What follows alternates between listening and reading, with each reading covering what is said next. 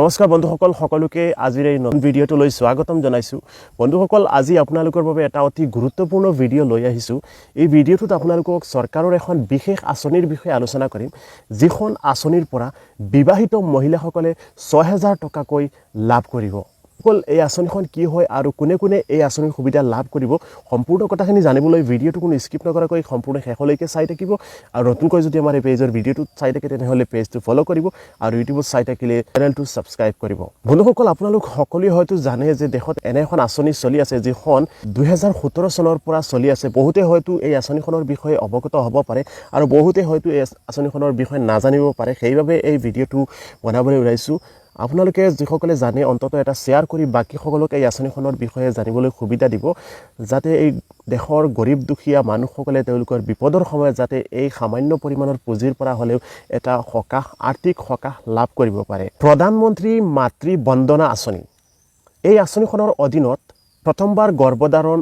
আৰু শিশুক স্তন্যপান কৰোৱা মহিলাসকলক বিশেষভাৱে চৰকাৰে আৰ্থিক সাহায্য প্ৰদান কৰে আৰু এই আঁচনিখন কেন্দ্ৰীয় চৰকাৰৰ তৰফৰ পৰা কাৰ্যকৰী কৰা হৈছে যিখন ২০১৭ চনৰ পৰা দেশত প্ৰচলিত আছে গৰ্ভাৱস্থা সহায়তা আঁচনি নামেৰেও এই আঁচনিখনো জনা যায়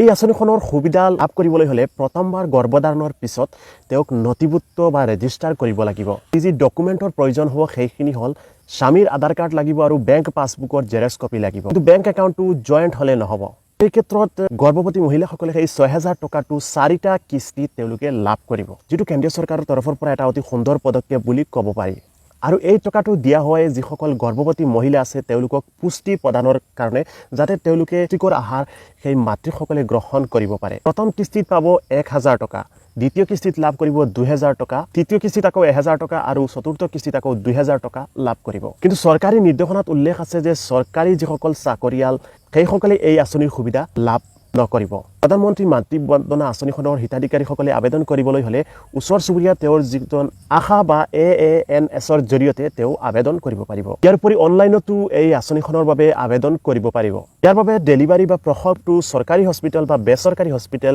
যতেও নহওক যদি আগতীয়াকৈ ৰেজিষ্টাৰ কৰা থাকে তেতিয়াহ'লে সেই হিতাধিকাৰীজনে সেই সুবিধাটো সেই ৬০০০ টকাৰ সুবিধাটো লাভ কৰিব তো বন্ধুসকল আশা কৰোঁ ভিডিঅ'টো চাই আপোনালোক সকলো নিশ্চয় উপকৃত হ'ব যদি ভিডিঅ'টো চাই ভাল লাগে তেনেহ'লে লাইক কৰিব আৰু বেছিকৈ শ্বেয়াৰ কৰি যাতে দেশৰ গৰীব দুখীয়া মানুহসকলে এই আঁচনিখনৰ সুবিধা বিপদৰ সময়ত লাভ কৰিব পাৰে অলপ হ'লেও সকাহ লাভ কৰিব পাৰে যদি আমাৰ এই পেজৰ ভিডিঅ'টো নতুনকৈ চাই থাকে তেনেহ'লে পেজটো ফলো কৰি ল'ব আৰু ইউটিউবত চাই থাকিলে আমাৰ চেনেলটো সাবস্ক্ৰাইব কৰিবলৈ নাপাহৰিব